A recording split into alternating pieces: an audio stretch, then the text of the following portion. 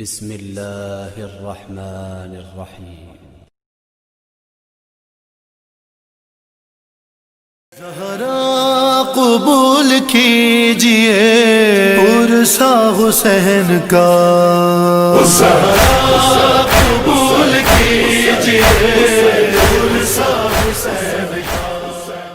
نعرہ رسالت، نعرہ حیدری، محمد و آل محمد ذات بلند تر صلوات، اللہم صلی علی محمد و آل محمد۔ نظر اللہ نیاز حسین تھوڑو وڈا وانا دوست بھی ہے، وانا بھی اگے جو کافی مومن پوچھا تھا پویا بھی دارا اگا بھی مکھے دوست ہے بانے جے طرفہ حکم تھے ہو تا مومن کے اپیل کے ہو وہ مومن کافی روڈ کے بھی دارا نظر اللہ نیاز حسین وہ بھی فرش آزاد ہے نہ وہ بھی اساسا کا عبادت میں شامل تھے۔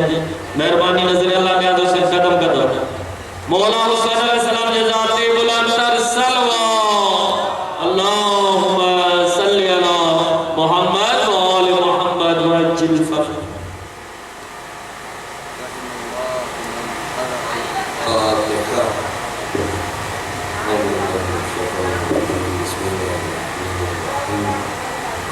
الحمد لله رب العالمين الرحمن الرحيم مالك يوم الدين إياك نعبد وإياك نستعين اهدنا الصراط المستقيم صراط الذين أنعمت عليهم غير المغضوب عليهم ولا الضالين بسم الله الرحمن الرحيم قل هو الله أحد الله الصمد لم يلد ولم يولد ولم يكن له كفوا أحد بسم الله الرحمن الرحيم قل هو الله أحد الله الصمد لم يلد ولم يولد ولم يكن له كفوا أحد بسم الله الرحمن الرحيم قل هو الله أحد الله الصمد لم يلد ولم يولد ولم يكن له كفوا أحد۔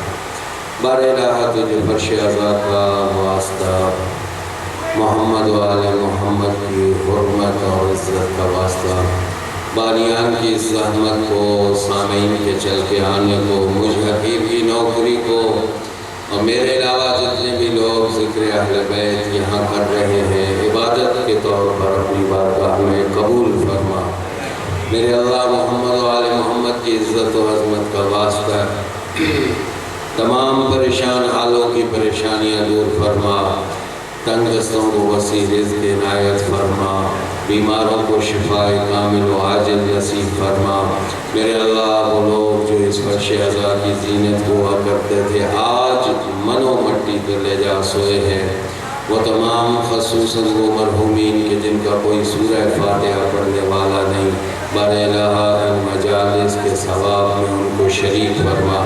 میرے اللہ تجھے واسطہ محمد و آل محمد کا جن لوگوں نے ہمارے ذمے دعائیں لگائی ہیں، تو علیم بذات الصدور ہے، ہر ایک کی دلی جائز خواہش کو پورا فرما۔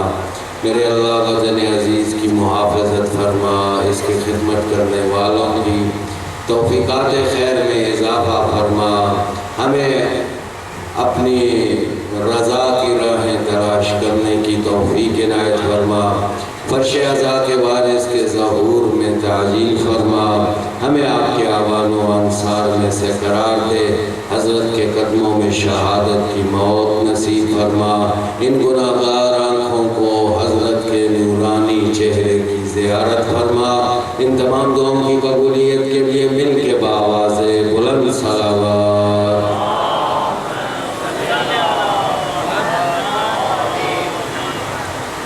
اعوذ باللہ من الشیطان الرجیم بسم اللہ الرحمن الرحیم الحمد للہ رب العالمین والصلاة والسلام علی اشرف الانبیاء والمرسلین سیدنا و مولانا ابی القاسم محمد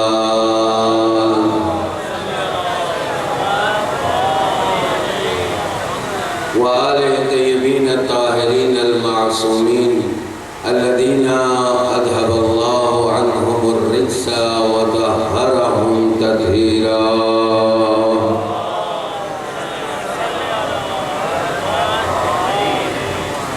واللعنة الدائمة على أعدائهم من يوم عداوتهم إلى قيام يوم أما بعد فقال الحكيم في محكم كتابه أفمن يهدي إلى الحق أحق أن يتبع أمن لا يهدي إلا أن يهدى فما لكم كيف تحكمون. صلوات پر محمد وعلى محمد.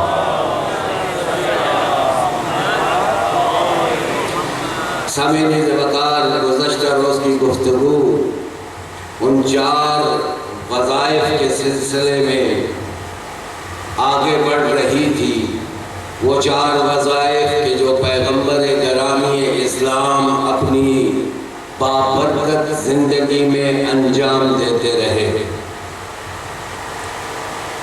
ہم اسلامی معاشرے کے ایک عضو، ایک رکن، ایک فرد کی حیثیت سے عقل کی میزان پر اس تلاش اور اس سفر پر نکلے ہوئے ہیں کہ آئیے ہم اس بات کو مان کر کہ پیغمبر گرامی اسلام اپنے بعد جانشینی کے مسئلے سے لا تعلق ہو کر چلے گئے.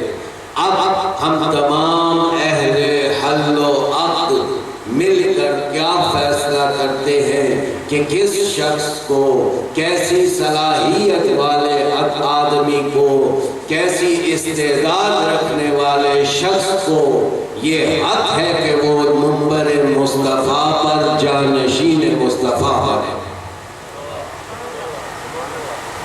اس حوالے سے ہم نے وظائف صدر گرامی اسلام کو ذکر کیا کہ حضرت جن کاموں کو اس معاشرے میں انجام دیتے رہے، جن کاموں کو پوری زندگی احسن طریقے سے نبھایا، اب جو حضرت دنیا سے تشریف لے گئے، آئے دیکھیں عقل ہمیں یہ حکم دیتی ہے، عقل یہ فیصلہ کرتی ہے، عقل یہ سمجھاتی نظر آتی ہے کہ اگر انہی 4 کاموں کو معاشرے میں انجام دینا ہے اس شخص نے کہ جو جانشین مصطفیٰ بنے گا، تو پھر اس شخص کا انتخاب کیا جائے کہ جو ان 4 وظائف اور 4 کاموں میں تمام اصحاب میں سب سے بہتر ہو.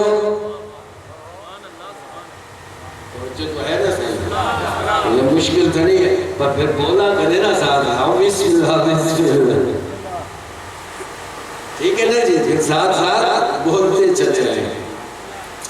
گرچہ آپ لوگوں کی ایک لمبے عرصے سے تربیت ایسی ہو رہی ہے کہ خاموشی سے سنیں، تو اب بڑا مشکل ہے عادت کا بدلنا. اس میں ٹائم لگتا ہے نا، ظاہر ہے. ایک عرصے تک جو ظاہر ہے خاموش خطیبوں کو سنتے رہے تو اب غریب کو گلا پھاڑنا پڑتا ہے، تب آپ کو کہیں سمجھ آتی ہے نعرہ مارنا ہے، تب ہی خوش ہوگا.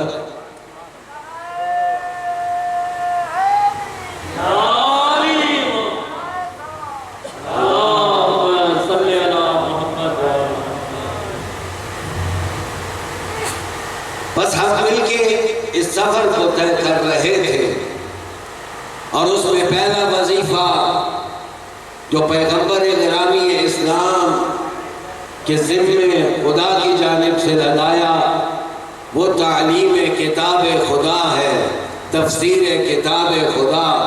ہم نے کہا کہ کتاب میں محکم بھی ہے، متشابہ بھی، بلکہ اکثر آیات ایسی ہیں جو محکم نہیں، کسی نہ کسی حوالے سے ان میں تشابہ پایا جاتا ہے. جن آیات میں تشابہ پایا جاتا ہو، کئی معنیوں کا احتمال ہو، کئی طرح سے اس کے مفہوم کو بیان کیا جا سکتا ہو، ایسی صورت میں امت اسلامی اپنے اندر اختلاف سے بچنے کے لیے کس دروازے کو بعد مصطفیٰ کھٹکھٹائے.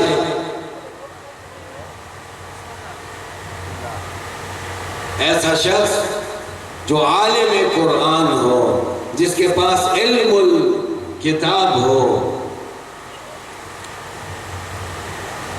عزیزان گرامی، یہ ان تمام فرامین، ان تمام احادیث مصطفیٰ کو چھوڑ کے برادران اہل سنت کے منابع میں سے ان کی نقل کردہ گواہیوں کے مطابق ہم نے یہ نتیجہ نکالا کہ اگر اصحاب میں بعد از مصطفیٰ کوئی مفسر قرآن ہے، کوئی قرآن کو جاننے والا ہے، تو وہ سوائے علی ابن ابی طالب اور کوئی بھی نہیں۔ چنانچہ اس حوالے سے فرامین آپ کے سامنے پیش کر دیے گئے۔ 4-5 گواہیاں ہیں۔ جناب عبداللہ ابن عباس کی گواہی ہے، جناب عبداللہ ابن مسعود کی گواہی ہے، جناب ام سلمہ کی گواہی ہے، اور یہ تمام فرامین مرحلے کو ایک قدم اور آگے بڑھائیں۔ یہ کل کی گفتگو میرے ان عزیزوں کے لیے کہ جو ہماری گزشتہ گفتگو کو نہ سن سکے یا آج پہلی دفعہ سننے کے لیے تشریف فرما ہوئے، جنہوں نے سن رکھی ان کے لیے یاد دہانی، فذکر ان ذکر تنفع المؤمنین، دہراتے رہا کرو چونکہ یہ دہرانا مومنین کو نفع، اگر یاد کرنے آئے ہوں تو، اگر یاد کرنے نہ آئے ہوں پھر نفع بھی نہیں دیتا۔ عزیزان گرامی، دوسرا وظیفہ کہ جو بعد از مصطفیٰ سرور گرامی اسلام انجام دیتے رہے، اور وہ شخص کہ جس نے جانشینی مصطفیٰ اور حضرت سرور گرامی اسلام کا جانشین بننا ہے، اس کے ذمہ یہ کام واجب ہے کہ جس طرح مصطفیٰ مسلمانوں کے درمیان فردی اور اجتماعی مسائل کو بیان کیا کرتے تھے اور علمی مشکلات کو حل کیا کرتے تھے، ایسے شخص کو جانشین مصطفیٰ ہونا زیب دیتا ہے جو تمام اصحاب میں علم کے حوالے سے سب سے برتر ہو۔ سادہ ہے۔ عزیزان گرامی، ہمارے ہاں کوٹ کچہریوں سے واسطہ پڑتا ہی رہتا ہے لوگوں کا۔ اللہ ویسے غریب کو چند ایک مقامات سے بچائے ہی رکھے، ایک تھانے سے بچائے رکھے، ایک کوٹ کچہری سے بچائے رکھے، ایک ہسپتال سے بچائے رکھے۔ ڈاکٹروں میں بیٹھ کے یہ بات کرنا بڑا مشکل ہے۔ صلوات پڑھے محمد و آل محمد، صلی اللہ محمد و آل محمد۔ ہاں، مساکین کو بچائے رکھے ان مقامات سے۔ عزیزان گرامی، اب دیکھیے کچہری میں اسلام میں کیا اصول بیان کیا گیا ہے۔ اصول یہ بیان کیا گیا ہے، کبھی بھی کوئی دعویٰ تم کرتے ہو تو اس دعوے کو ثابت کرنے کے لیے تمہیں گواہ پیش کرنے پڑیں گے۔ اور کتنے گواہ درکار ہوتے ہیں؟ 2 عادل گواہ۔ یعنی اگر ہم 2 گواہیاں ایسی پیش کر دیں کہ جو یہ ثابت کرتی ہوں کہ سنت اور دنیاوی اسلامی احکام کو بیان کرنے میں سب سے بافضیلت کوئی صحابی ہے، تو پھر فیصلہ عقل یہی کرے گی کہ وہ شخص کہ جو سب سے زیادہ علم رکھتا ہے، سب سے زیادہ مسائل کو جانتا ہے، سب سے زیادہ حلال و حرام کو جانتا ہے، سب سے زیادہ علمی حیثیت اور فیصلے کرنے کی صلاحیت رکھتا ہے، اسی کو حق ہے کہ بعد از مصطفیٰ مسلمان مل کر اس کو جانشین بنائیں۔ آپ کی خدمت میں چند گواہیاں پیش کرتا ہوں، 2 گواہیاں نہیں بلکہ مسلمان بھائیوں کے احترام میں میں 4 ایسے معزز گواہ پیش کرنا چاہتا ہوں۔ 4 معزز گواہ جو گواہی دے رہے ہیں کہ پیغمبر کے بعد کون ہے جو سب سے زیادہ سنت پیغمبر سے آشنا ہے۔ اعلان گرامی، اگرچہ یہ چیزیں ہمارے لیے واضح ہیں اور بارہا بھی ذکر کرتے آئے ہیں، کون سنت سے اس سے زیادہ آشنا ہو سکتا ہے کہ جو اقرا وحی کو غار حرا میں مصطفیٰ کے ساتھ سنے، بستر مصطفیٰ پر مصطفیٰ کے ساتھ لیٹے، بوئے مصطفیٰ کو استشمام کرے، معذرت کئی دفعہ لفظ جو ہیں وہ تھوڑے آگے پیچھے ہو جاتے ہیں. ہم چونکہ فارسی اور کتابوں کا مطالعہ کرتے رہتے ہیں تو فارسی کتاب میں لفظ بو خوشبو کے لیے استعمال ہوتا ہے، جبکہ ہمارے ہاں بری کے لیے بو استعمال کرتے ہیں. نہیں، بو اصل میں دونوں کے لیے ہے. اس کے ساتھ خوش لگ جائے تو اردو میں یعنی اچھی، اور بد لگ جائے تو بری. جو مصطفیٰ کی خوشبو کو میں یوں کہوں کہ نبوت کی خوشبو سونگ سونگ کے بڑا ہو، حجرے میں بھی مصطفیٰ کے ساتھ ہو، حجرے سے باہر بھی مصطفیٰ کے ساتھ ہو، جنگ میں بھی مصطفیٰ کے ساتھ ہو، حضر میں بھی مصطفیٰ کے ساتھ ہو، سفر میں بھی مصطفیٰ کے ساتھ ہو، وطن میں بھی مصطفیٰ کے ساتھ ہو. کیا اس سے بہتر مصطفیٰ کی سنت کو کوئی جان سکتا ہے؟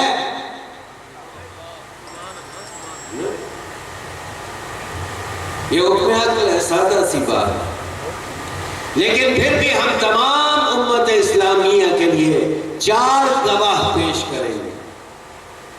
گواہیاں شاید زیادہ ہو جائیں بیچ بیچ میں، لیکن 4 بنیادی گواہیاں. آئیے پہلا میرا گواہ. گواہی دینے والا کون؟ ہمارے مسلمان بھائیوں میں تمام ملت اسلامیہ سے اگر پوچھا جائے بعد از مصطفیٰ کون سی ہستیاں ہیں کہ جو سب سے زیادہ معتبر ہیں، ہم اپنے نقطہ نظر سے بات نہیں کر رہے. تمام مسلمانوں میں کون سی شخصیات ایسی ہیں جو بعد از مصطفیٰ سب سے زیادہ معتبر ہیں؟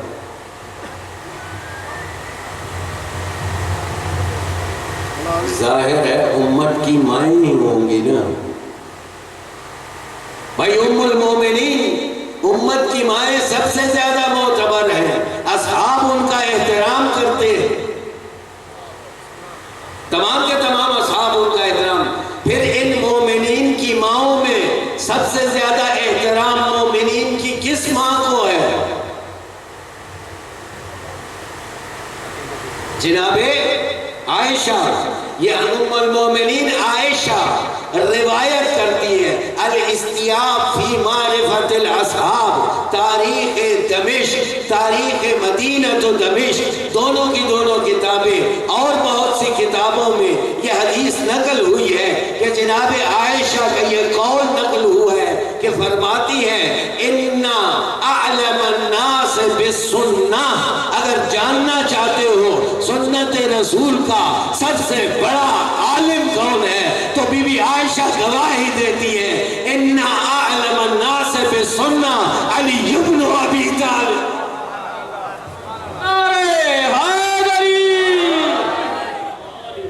محمد و آل محمد جزات بلند تر صلوات. اللہم صلی علی محمد و آل محمد و اجل فرد. بس پہلی گواہی آ گئی. گواہی دینے والا کون؟ میری ماں عائشہ، بلکہ مومنین کی امی عائشہ، جناب عائشہ. وہ گواہی دے رہی ہے اعلم الناس بالسنہ، سنت کا سب سے بڑا عالم اگر کوئی ہے تو وہ علی ابن ابی طالب. آئیے ایک دوسری گواہی دینے والا کون ہے؟ جناب عبداللہ ابن مسعود. عزیزان گرامی، تاریخ اصحاب میں کچھ شخصیات ایسی ہیں کہ جن کو عالم کہا گیا ہے. عالم. چنانچہ جناب مسعود ایک صحابی ہے، کسی صحابی نے ان سے پوچھا تمہاری نظر میں اصحاب نبی میں کون بڑا عالم ہے؟ اس نے کہا میری نظر میں 6 شخصیات بڑا علم رکھتی ہیں. کون سی 6؟ ایک علی ابن ابی طالب، دوسری عبداللہ ابن مسعود، تیسری جناب عبداللہ ابن عباس، چوتھی ابی ابن قعب. یہ 6 شخصیات کے نام گنے. پوچھنے والے نے پھر پوچھا اگر ان میں سے بھی تجھ سے پوچھا جائے کہ کون سی شخصیت ایسی ہے کہ جو سب سے زیادہ علم رکھتی ہے کہتے ہیں مجھے پتہ نہیں، لیکن 3 شخصیات میری نظر میں ایسی ہیں کہ جو ان باقی 3 سے بہتر ہیں۔ کہا وہ کون سی 3 ہیں؟ کہا علی، عبداللہ ابن مسعود اور عبداللہ ابن عباس۔ یہ 3 شخصیات ایسی ہیں کہ جو باقی تمام صحابہ میں برتر نظر آتی ہیں۔ اب آئے ذرا عبداللہ ابن مسعود کی گواہی علی کے حق میں۔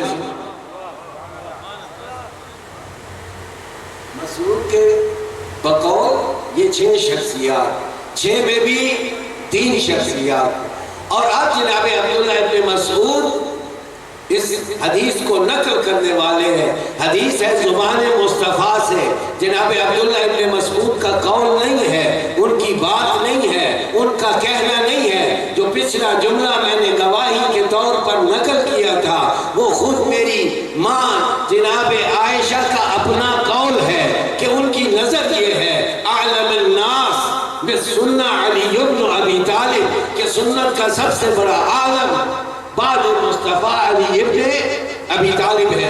لیکن عبداللہ ابن مسعود یہ نہیں کہہ رہے۔ عبداللہ ابن مسعود کہتے ہیں کہ میں رسول گرامی اسلام کی خدمت میں تشریف لے کے گیا۔ تشریف لے جانے کے بعد میں نے حضرت سے امیر المومنین علی ابن ابی طالب کے بارے میں سوال کیا، ان کے علم کے بارے میں سوال کیا۔ یہ سوال میرے ذہن میں کیوں پیدا ہوا؟ کیونکہ اصحاب کے درمیان یہ معروف تھا کہ علی کو رسول خدا نے کچھ خاص ایسے علوم عطا کیے ہیں کہ جن کی وجہ سے حضرت امیر المومنین باقی اصحاب کی نسبت علم میں ایک خاص مقام رکھتے ہیں۔ جناب عبداللہ ابن مسعود گئے اور رسول خدا کو مخاطب کر کے کہتے ہیں یا رسول اللہ علم و حکمت علی کے بارے میں کچھ بتائیے۔ رسول گرامی اسلام کہتے ہیں اللہ نے حکمت اور علم کو 10 حصوں میں تقسیم کیا۔ تو جو ہے نا 10 حصوں میں تقسیم کیا، اور اس کے بعد ان 10 حصوں میں سے 9 حصے وہ ہیں جو میرے بھائی علی ابن ابی طالب کو دیے، اور 10ویں حصے میں بھی میرا بھائی شریک ہے۔ 10ویں حصے میں بھی میرا بھائی شریک ہے۔ یہ جتنی نجات کی کتابیں بھری پڑی ہیں اس حدیث سے کہ حکمت 10 حصے، 10 میں سے 9 صرف علی ابن ابی طالب کے، اور جو باقی ماندہ 10واں حصہ ہے جو تمام مخلوقات میں تقسیم ہوا ہے اس میں بھی علی شریک ہے۔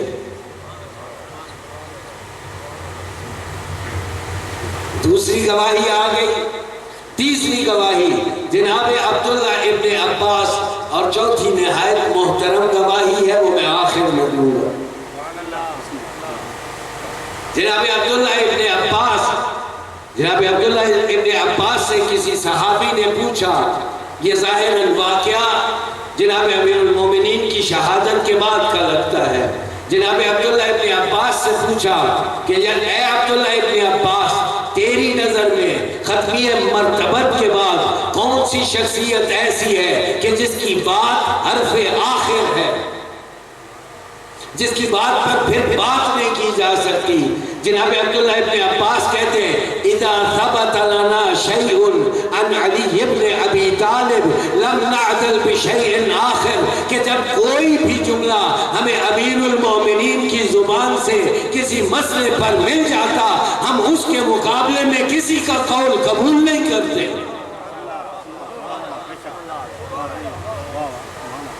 کیوں؟ کیونکہ علی علم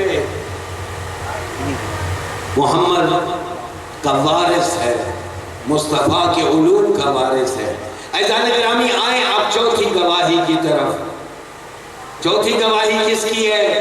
میرے اور آپ کے بلکہ تمام مسلمانوں کے رسول خدا کے بعد دوسرے خلیفہ جناب عمر ابن خطاب، ان کی گواہی ہے۔ گواہی کیا دیتے ہیں یہ؟ ایک مرتبہ ان کے پاس حاملہ خاتون کا مسئلہ آیا۔ جب مسئلہ آیا پیش کیا گیا، اس عورت نے نعوذ باللہ زنا کی مرتکب ہوئی تھی۔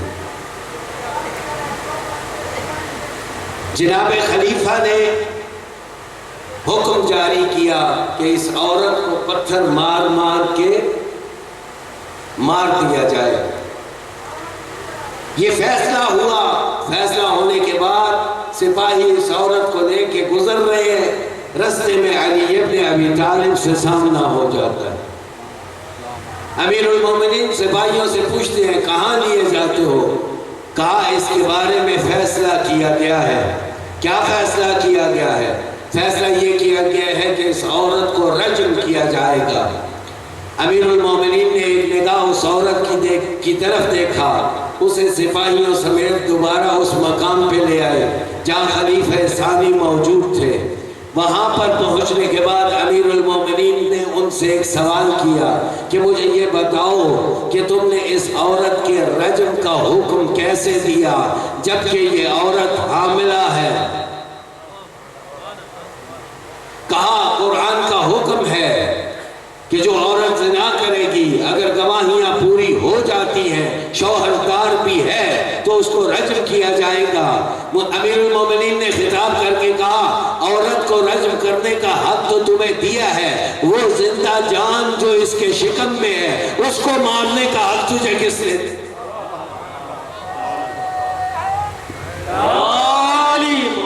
اس کو مارنے کا حق تجھے کس نے دیا؟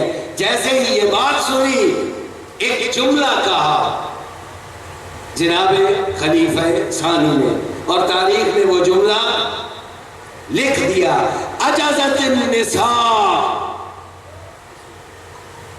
عورتیں بانجھ ہو گئیں اس بات پر قادر ہی نہیں ان تلدا مثل علی ابن ابی طالب کہ دوسری دفعہ علی جیسا کوئی اور پیدا کرے، کہ دوسری دفعہ علی جیسا۔ اور پھر وہ جملہ جو ہمیں ہر ایک کو یاد ہے، لولا علی لہلک عمر، اگر علی نہ ہوتے قسم بخدا میں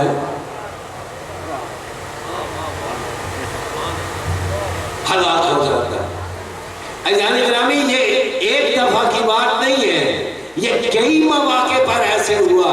اور ایک اور جملہ جناب خلیفہ ثانی کا تاریخ نے دہرایا ہے، نعوذ باللہ، میں اللہ کی پناہ مانگتا ہوں۔ کس چیز سے پناہ مانگتا ہوں؟ اس وقت سے ان اعیشہ کہ میں زندہ ہوں اور علی ابن ابی طالب نہ ہو۔ میں زندہ ہوں اور علی ابن ابی طالب نہ ہو۔ کیوں؟ علی جب تک زندہ ہے مجھے کوئی پریشانی نہیں ہے، جتنا مشکل مسئلہ آیا جواب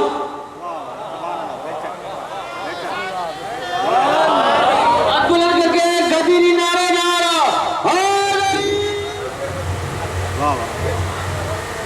نعوذ باللہ۔ عزیزان گرامی، اس قدر زیادہ تھا یہ کہ محاورہ عربی زبان میں ابھی بھی محاورہ استعمال ہوتا ہے، قضیۃ لا ابا حسن لہا، یہ محاورہ ہے۔ یعنی یہ محاورہ کس جگہ استعمال ہوتا ہے؟ ایسی جگہ کہ کوئی علمی پیچیدگی، علمی مسئلہ، علمی مشکل پیش آئی ہو لیکن اسے حل کرنے والا کوئی نہ ہو، تو عربی میں کہا جاتا ہے قضیۃ، ایسا مسئلہ ہے لا ابا حسن لہا، جس کو حل کرنے کے لیے علی نہیں ہے،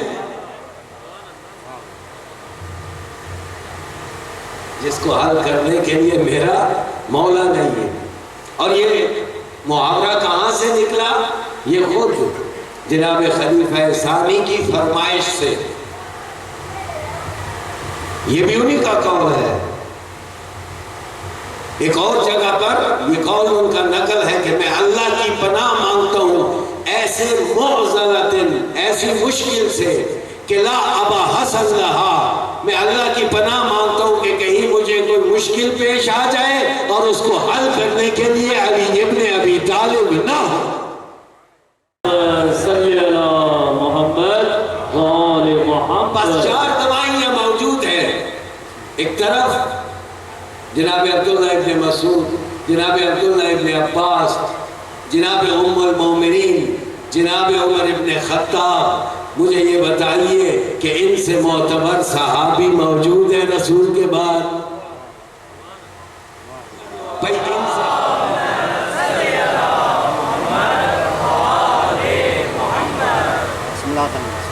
چار گواہی آ گئی. عزیزان گرامی، یہ کتنی مرتبہ میرے رسول کے اس صحابی کے ساتھ یہ واقعہ ہوا ہے. جناب حذیفہ ایک مرتبہ گھر سے نکل کے آ رہے تھے، تو جیسے ہی نکلے ہیں آگے جناب عمر ابن خطاب سے ملاقات ہو گئی. اب جو ملاقات ہوئی تو جیسے صبح صبح ملے تو ہم ایک دوسرے سے حال چال نہیں پوچھتے، کہیں حال کیسا ہے. عربی میں اس کے لیے ایک جملہ استعمال کیا جاتا ہے. صبح کا وقت حال پوچھنا ہو تو جملہ اور ہے، دوپہر کو حال پوچھنا ہو تو اور ہے، شام کو حال پوچھنا ہو تو اور ہے. شام کو حال پوچھنا ہے کیف امسیت، یعنی تیری شام کیسی ہے. صبح پوچھنا ہو کیف اصبحت. جناب حذیفہ گھر سے نکلے، جناب عمر ابن خطاب سامنا ہو گیا.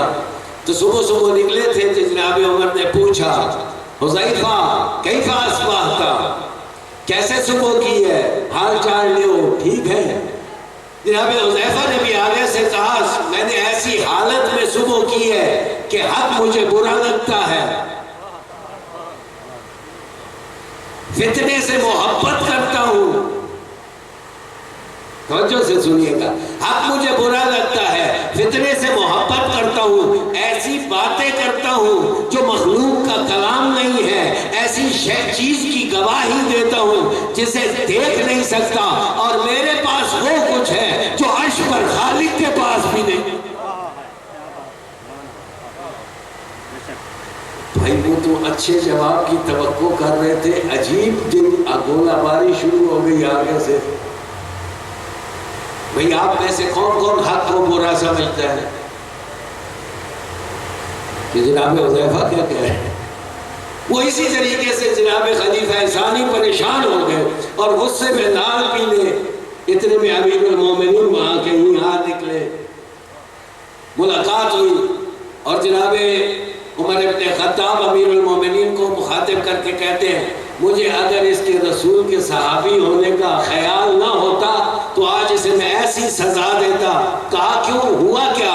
کہا دیکھو میں نے اس سے پوچھا کیسے صبح کی، مجھے آگے سے کیا کہتا ہے فتنے سے محبت کرتا ہوں، ایسی حالت میں صبح کی.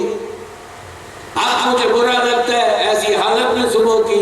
ایسی باتیں کرتا ہوں جو مخلوق کا کلام نہیں ہے. مخلوق کا نہیں ہے تو اللہ ہو گیا یعنی نا.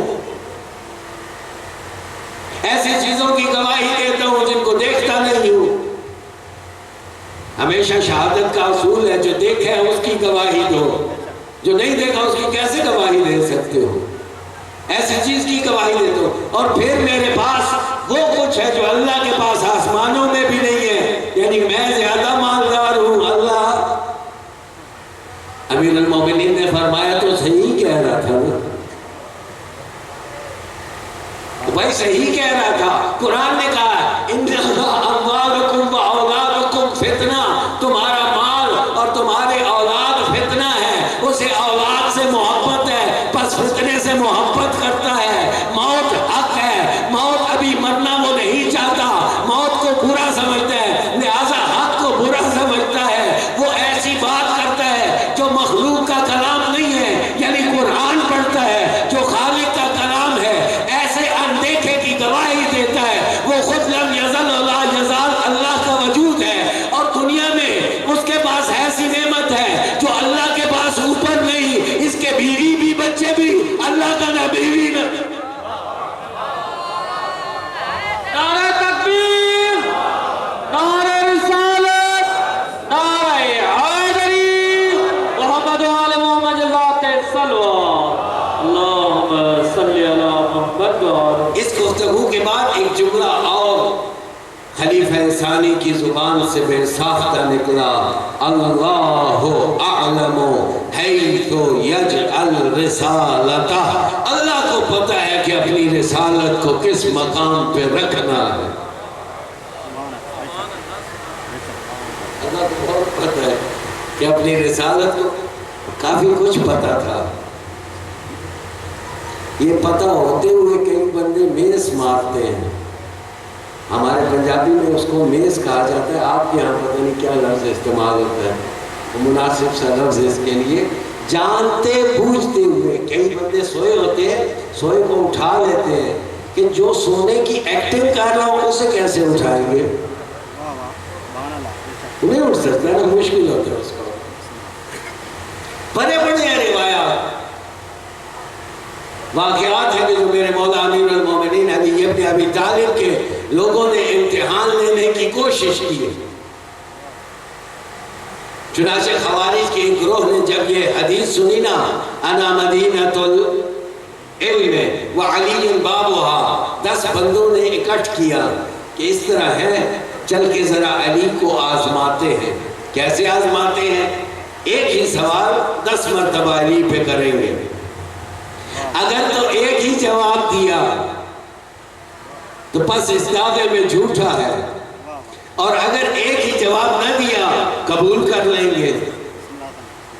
سارے کے سارے اکٹھے ہوئے، اکٹھے ہونے کے بعد انہوں نے پوری ٹیکنیک سے، روایت کے لفظ ایسے ہیں، ترتیب سے چلے۔ پہلے ایک گیا، امیر المومنین تشریف فرما ہے، امیر المومنین کو مخاطب کر کے سوال کرتا ہے، یا علی، مولا نے فرمایا ہاں بولو۔ کہا مولا یہ بتائیے آپ کی نظر میں علم افضل ہے یا مال؟ مولا نے کہا علم۔ کہا کس دلیل سے؟ کہا اس وجہ سے علم میراث انبیاء ہے، مال ہارون و قارون کی میراث۔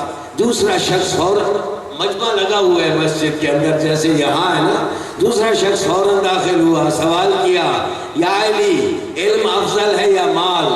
کہا علم۔ کہا مولا دلیل کیا ہے؟ علم۔ کیا علم تیری حفاظت کرتا ہے، مال کی تو حفاظت؟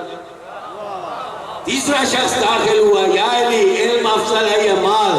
کہا علم۔ کہا کس دلیل پر؟ کہا مالدار کے دشمن زیادہ ہوتے ہیں، صاحب علم کے دوست زیادہ۔ چوتھا شخص داخل ہوا، پوچھا آ کر، یا امیر المومنین علم افضل ہے یا مال؟ کہا علم۔ کہا کس دلیل کی بنا پر؟ کہا اس وجہ سے کہ علم والے کا ذکر ہمیشہ بخیل ہونے اور کنجوس ہونے کے حوالے سے کیا جاتا ہے، جبکہ مال والے کا ذکر ہمیشہ کنجوس کے حوالے سے کیا جاتا ہے، جبکہ صاحب علم کا ذکر ہمیشہ تکریم سے۔ اب جتنے مالدار ہیں ظاہر ہے ہم ان کی نسبت کیا نظریہ رکھتے ہیں، سن کنجوس میں دیتے ہیں۔ اگلا شخص وارد ہوا، حضرت سے سوال کیا، حضرت یہ بتائیے علم افضل ہے یا مال؟ حضرت نے کہا علم۔ کہا کیسے؟ مال خرچ کرنے سے کم ہوتا ہے، علم خرچ کرنے سے۔ اگلا شخص داخل ہوا ہے، اس کہانی میں پورا ٹویسٹ ہے۔ وہ حضرت بیٹھے ہوئے تھے، ایک دفعہ مجمع خاموش ہو گیا، پہلے جن کی آنکھیں نیچی تھی کھل گئی، منہ امام کی طرف ہو گئے، کبھی ایک سوٹی ٹھونکتا ہوا آتا ہے، کبھی دوسرا سوٹی ٹھونکتا ہوا۔ مسجد کوفہ کا یہ مجمع لگا ہوا ہے اور سارے منظر کشی آپ کی آنکھوں کے سامنے، میں تیزی سے گزرتا ہوں چونکہ کچھ عرائض اور بھی پیش کرنی ہے۔ پھر ایک شخص وارد ہوا، مولا علم افضل ہے یا مال؟ مولا نے کہا علم۔ کہا کس دلیل کی بنا پر؟ کہا مال وقت گزرنے کے ساتھ ساتھ پرانا ہوتا ہے، لیکن علم وقت گزرنے کے ساتھ ساتھ پختہ۔ اگلا شخص وارد ہوا، مولا علم افضل ہے یا مال؟ کہا علم۔ کہا وہ کیسے؟ اس وجہ سے کہ علم جس قلب میں آتا ہے نور لے کے آتا ہے، مال جس قلب میں جاتا ہے تکبر۔ میرے بڑا پن آ جاتا ہے نا، مالدار جو ہے نا، آپ فقر بھی ہزار نعمت ہے، صلوات پڑھے محمد وآلہ۔ مولا علم افضل ہے یا مال؟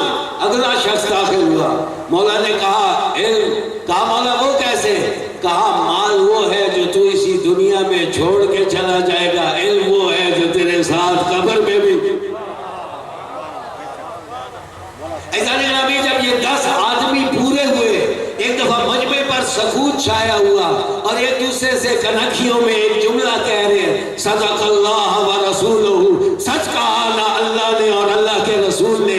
یہ سارے کا سارا مجمع اٹھا اور چل کے نکلنے لگا۔ جب نکل رہا تھا مجمع، اس پورے مجمع نے علی ابن ابی طالب کا ایک جملہ سنا، واللہ خدا کی قسم آج اگر ساری کائنات بھی علی سے آ کر یہی سوال کرتی، علی سب کو مختلف جواب۔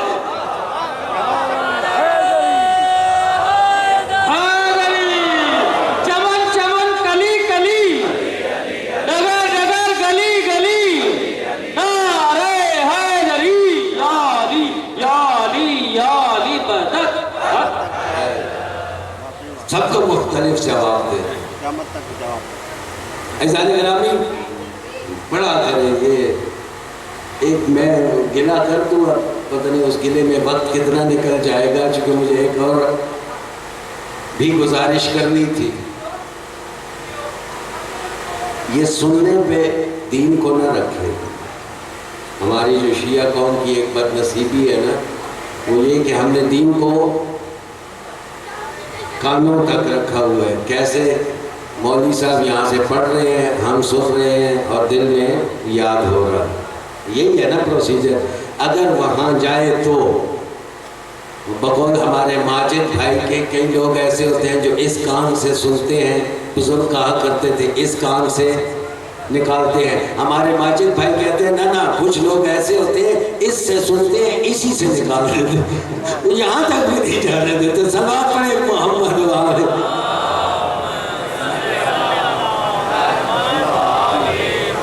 نہ عزیزان گرامی، فقط سماعتوں سے دین نہ لے، صرف سماعتوں سے دین نہ لے، پڑھے، مطالعے کی عادت ڈالیں، علم کی عادت ڈالیں۔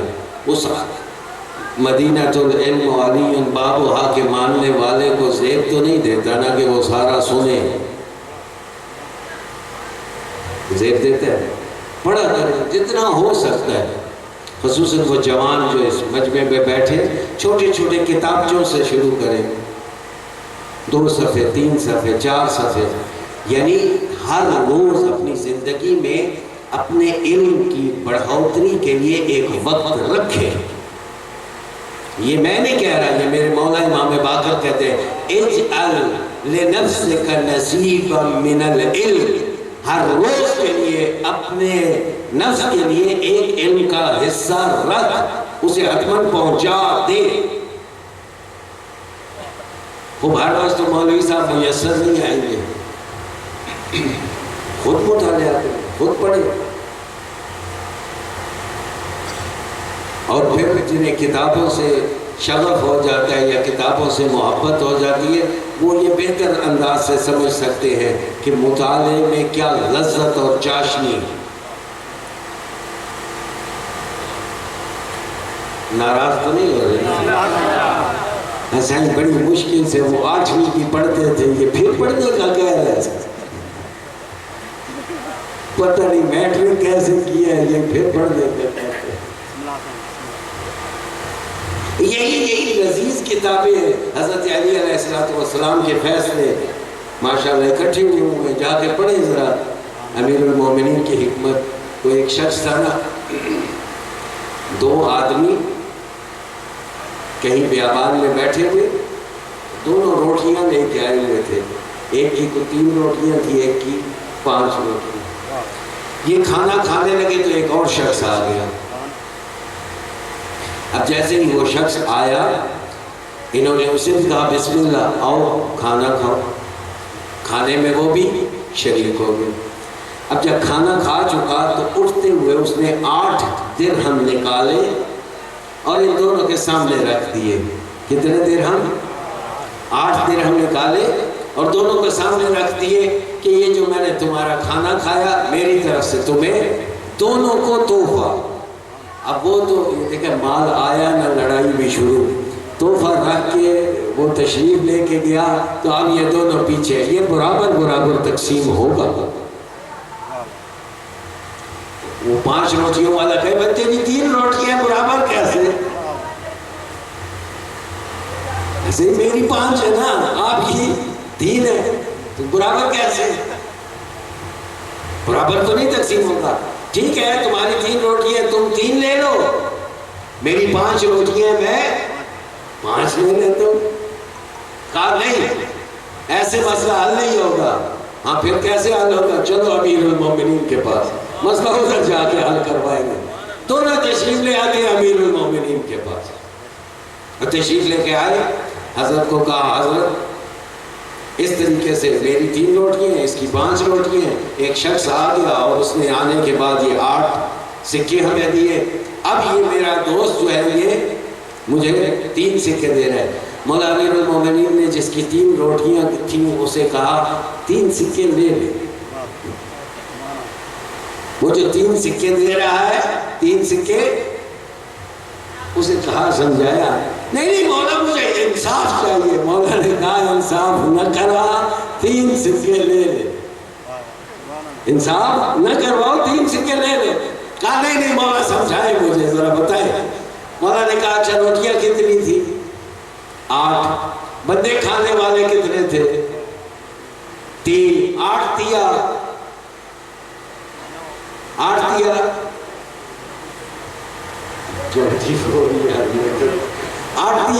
24. کل 24 حصے ہو گئے. کل 24 حصے. تیری روٹیاں کتنی تھی؟ 3. 3 کے کتنے حصے بنے؟ 9. اس کی روٹیاں کتنی تھی؟ 5. 5 کے کتنے حصے بنے؟ 15.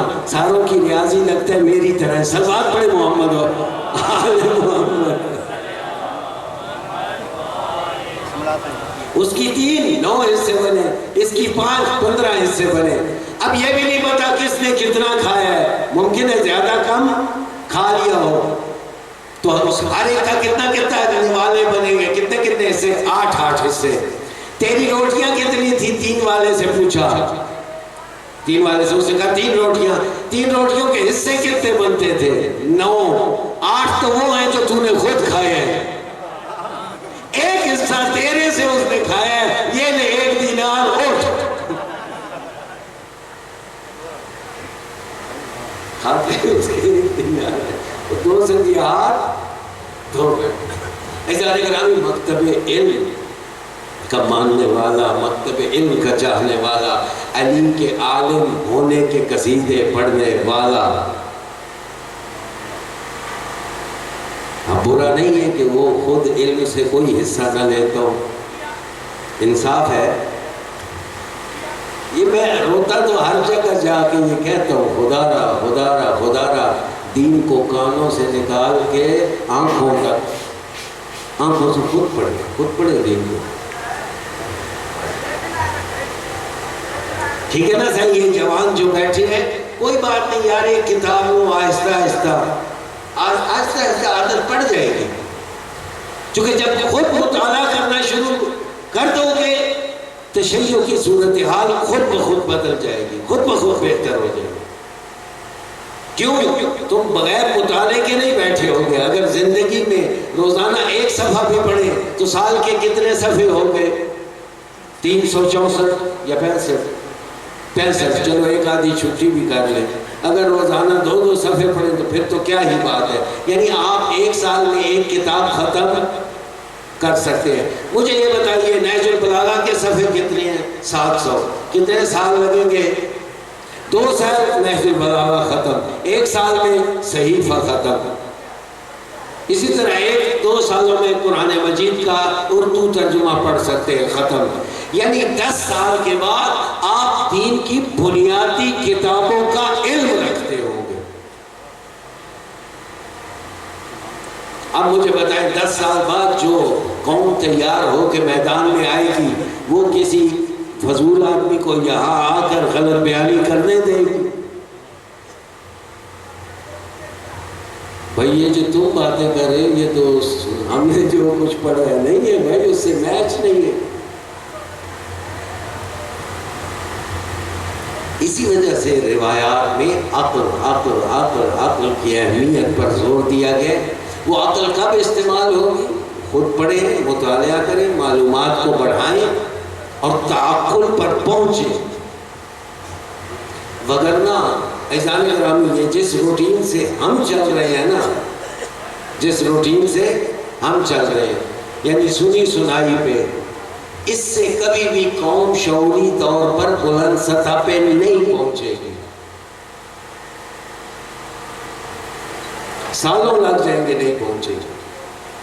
میرے وہ بچے جو پڑھے لکھے ہیں، اچھی تعلیم ہے ان کی، ان سے خصوصی ریکویسٹ ہے، آپ زیادہ اپنے آپ کو ویسے بھی مطالعہ کرتے ہیں، انجینئرنگ کی کتابوں کا کرتے ہیں، کمپیوٹر سائنسز کا کرتے ہیں، سارے کرتے ہیں، یہ بھی کیجئے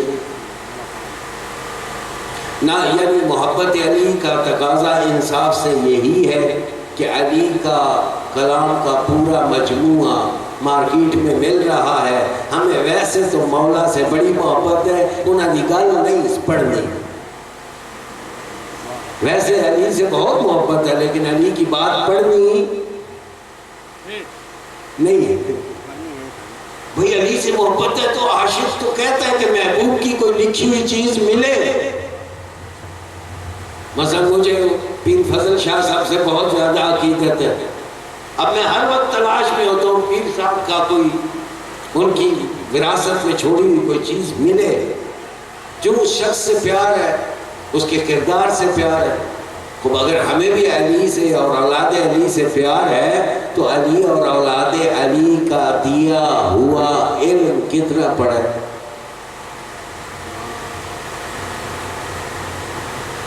ہاں صحیح، اب میں زیادہ آگے نہیں جاتا، پھر آپ ناراض ہوں گے ہیں، وگرنہ سوال تو سادہ سا اتنا بتائے مجھے کتنے اصول دین ہیں،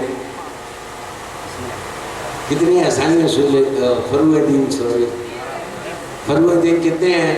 10، نماز، روزہ، حج، زکوٰۃ،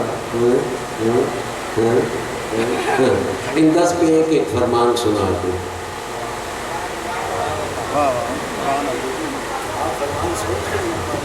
محمد و آل محمد ذات بلند تر صلوات، اللہم صلی علی محمد و آل محمد وجہ۔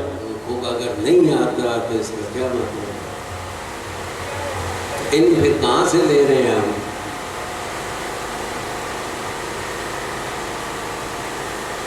عزیزان گرامی، پھر وفادار اور باشعور تشیع کی توقع فضول ہے۔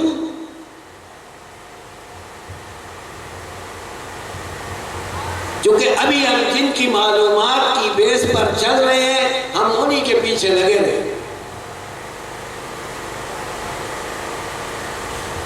امام سے تو علم لے ہی نہیں رہے۔ ہم اکٹھے ہوتے ہیں، امام کی تعریف کرتے ہیں، کرنے کے بعد ٹھیک ہے مولا پھر انشاءاللہ ملاقات ہو سی۔ تو یہ کیا ہوا کہ وہ ہادی ہے، ہدایت کرنے کے لیے آئے ہیں، ان کا ہدایت سے بھرا علم کلام موجود ہے اور ہم اس سے استفادہ نہ کریں، پھر ہم کیسے سننے والے اور کیسے ماننے والے؟ اپنے آپ سے یہ سوال پوچھنا چاہیے یا نہیں؟ عزیزان گرامی، عاشقوں کا طرز عمل اور ہوتا ہے۔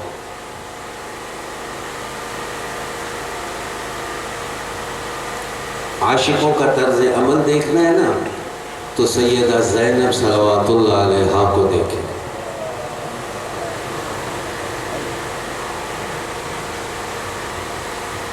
وفاداری سیکھنی ہے نا تو بی بی سے سیکھیں۔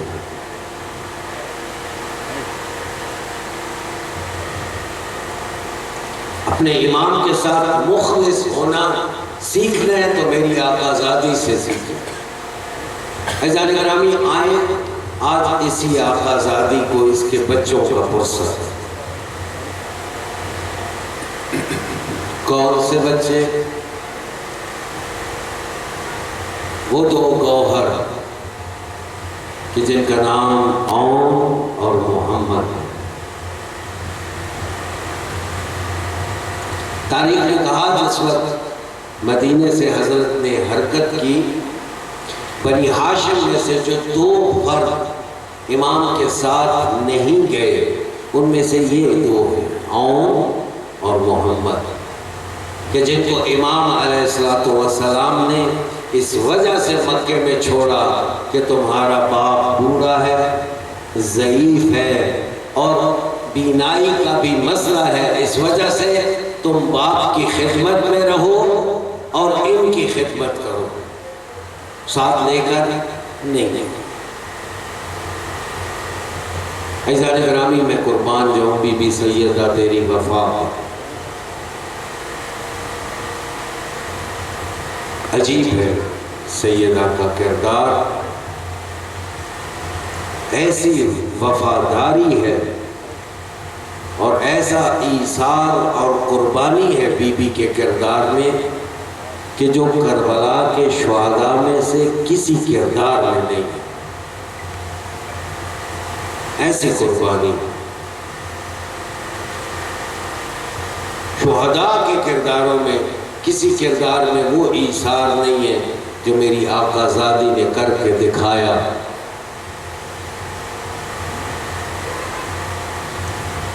امام مکہ پہنچتے ہیں، مکے سے کربلا کی جانب نکلنے لگتے ہیں۔ کب نکلے حضرت؟ 8 ذی الحج۔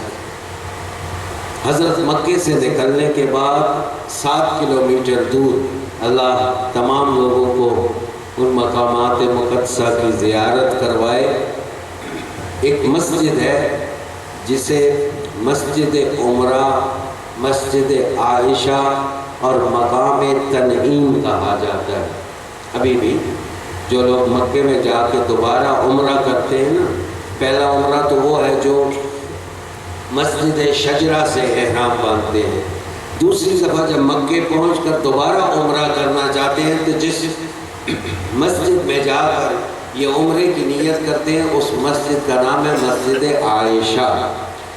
یہ مسجد مقام تنعیم پر ہے، 7 کلومیٹر دور ہے مکے سے۔ اب تو مکے شہر کے اندر ہی آ چکی ہے۔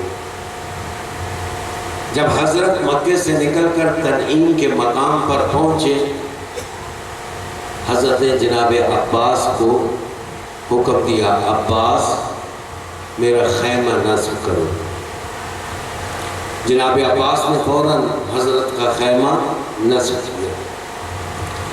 جیسے ہی حضرت کا خیمہ نصب ہوا، جناب عباس نے امام سے پوچھا، مولا اور کس کس کا خیمہ نصب کرنا ہے؟ آقا زادیوں کا بھی خیمہ نصب کروں؟ کہا نہیں عباس، فقط میرا خیمہ، باقی سارا قافلہ سواریوں پر رہے۔ عباس جاؤ باہر، میرا مہمان آنے والا ہے، لے کے آؤ۔ روایت کہتی ہے جناب اون و محمد کے بابا جناب عبداللہ بن جعفر خیمے کے باہر دونوں بچوں کے ساتھ آپ موجود ہوئے۔ امام حسین کی خدمت میں آتے ہیں اور امام حسین سے ایک جملہ تھا جو تاریخ نے لکھا ہے کہ میں تجھ سے سن میں بھی بڑا ہوں، لیکن چونکہ آپ میرے امام ہیں، وگرنہ میں ہر وہ حربہ اپناتا کہ جس حربے سے آپ کوفہ نہ جا سکتے، میں آپ کو روک لیتا، حسین کوفے کی جانب نہ جا، کوفہ بڑا بے وفا ہے۔ لیکن کیا کہوں، آپ میرے امام ہیں، آپ بہتر جانتے ہیں، جو کام آپ انجام دینے لگے ہیں آپ بہتر جانتے ہیں۔ سامعین، یہ گزارش جیسے ہی محملوں پہ میری آقا زادی زینب کبریٰ کو ملی نا کہ عبداللہ بن جعفر آئے ہیں، بی بی کے دل میں ایک کھٹکا سا لگ گیا۔ ظاہر ہے شوہر ہے، ضعیف ہے، بیمار ہے، ممکن ہے آئے ہوں اس لیے کہ امام حسین کو تو منع کریں ہی کریں، کہیں مجھے واپس نہ لے جانا چاہتے ہوں۔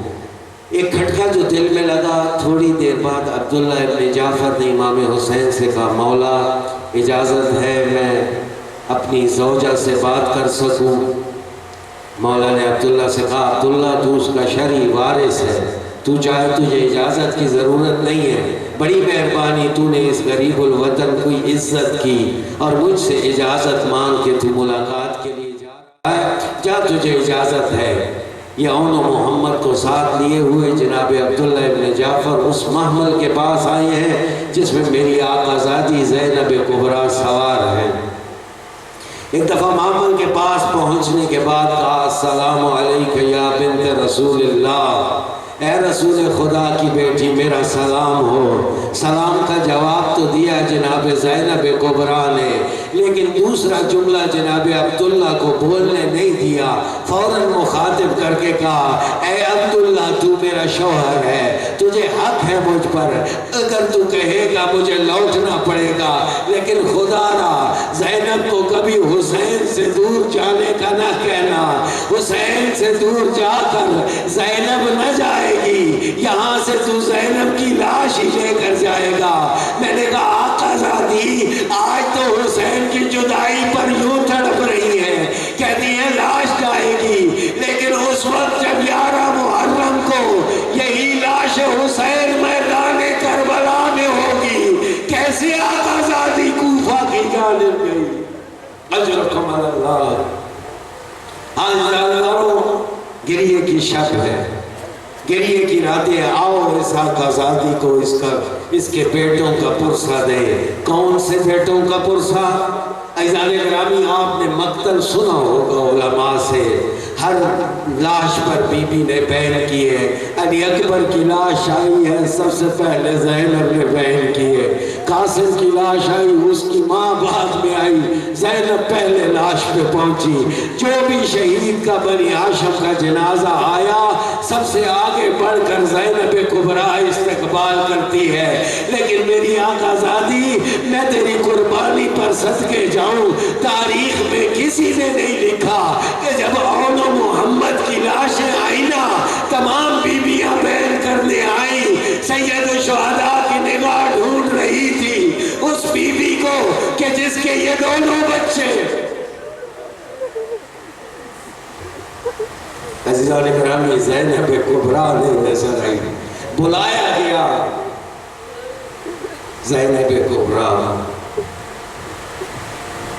عزیزان گرامی جناب عبداللہ نے جناب بی بی کو مخاطب کر کے کہا بی بی میری کیا جسارت ہے، آپ رسول کی بیٹی ہیں، بی بی میں تو اس لیے حاضر ہوا ہوں، سفر بڑا مشکل ہے، رسول نے کہا ہے جب مشکلات آن پڑے تو صدقہ دیا کرو، میں تو یہ 2 صدقے کے تحفے لے کے آیا ہوں، جب تیرے بھائی پر مشکل وقت آئے نا، ایک میری جانب سے صدقہ کر دینا، ایک اپنی جانب سے صدقہ کر دینا۔ ہائے میں قربان جاؤں عبداللہ تیری معرفت پر کہ جو اپنی نسل کو حسین کی نسل پر صدقہ اور قربان کر۔ اجرکم اللہ، اجرکم اللہ۔ عزیزان گرامی آئینہ شب عاشور، امام حسین اصحاب کے ساتھ مکالمے کے بعد خیام کے پاس سے گزر رہے ہیں، ایک ایک بی بی کے خیمے کے پاس سے گزر رہے ہیں، حالات کا جائزہ لے رہے ہیں۔ ایک مرتبہ اس خیمے کے پاس سے گزرے کہ جس خیمے میں زینب کبریٰ ہے، حالت کیا دیکھی، سیدہ نے دونوں بیٹوں کو سامنے بٹھایا ہوا ہے اور مخاطب کر کے کہہ رہی ہے او میرے بیٹوں تم جعفر طیار کے پوتے ہو، تم علی حیدر کرار کے نواسے ہو، دیکھو کل میدان کربلا میں وہ گوہر دکھانا کہ تمہاری تلوار اپنا تعارف کروائے۔ عزیزان گرامی یہی ہوا جب روز عاشور امام کے پاس مختلف جوان اجازت لینے کے لیے آتے رہے، انہی لوگوں میں یہ 2 بچے بھی تھے۔ تاریخی روایت کہتی ہے اپنے پنجوں پر کھڑے ہو کر اپنے امام کے سامنے اپنے وجود کا اظہار کرتے کہ ماموں ہم بڑے ہیں، لیکن میں کہوں حسین اور زینب کی محبت یک طرفہ نہیں تھی، جہاں زینب کو علی اکبر سے پیار تھا ویسے ہی حسین کو اون و محمد پیارے تھے۔ کیسے اجازت ہے؟ آخر میں جناب زینب نے بی بی فضہ سے کہا جاؤ فضہ بھائی سے کہو میرے بچوں کو اجازت دے۔ یہ دونوں بچے جنگ کے لیے گئے میدان کربلا میں، ماں دروازے کے پاس کھڑی ہے، ماموں کھڑا ہو کر جنگ دیکھ رہا ہے، جب تک ماموں کے چہرے پر خوشی ہے بی بی کے چہرے پہ پریشانی۔ عزیزان کرام گرامی یہ جملہ مصائب سے بھرا ہوا ہے، کاش اس جملے کو سنے۔ بہن کی نگاہ بھائی کے چہرے پر، جب تک بھائی کے چہرے پر خوشی کے آثار، بہن پریشان، لیکن جیسے ہی بھائی کے چہرے پر غم کے آثار، بہن خوشحال، چونکہ جب تک بھائی خوش تھا بہن کو پتا تھا بچے زندہ ہیں، جیسے ہی بھائی پریشان ہوا بہن کو پتا لگ گیا صدقہ۔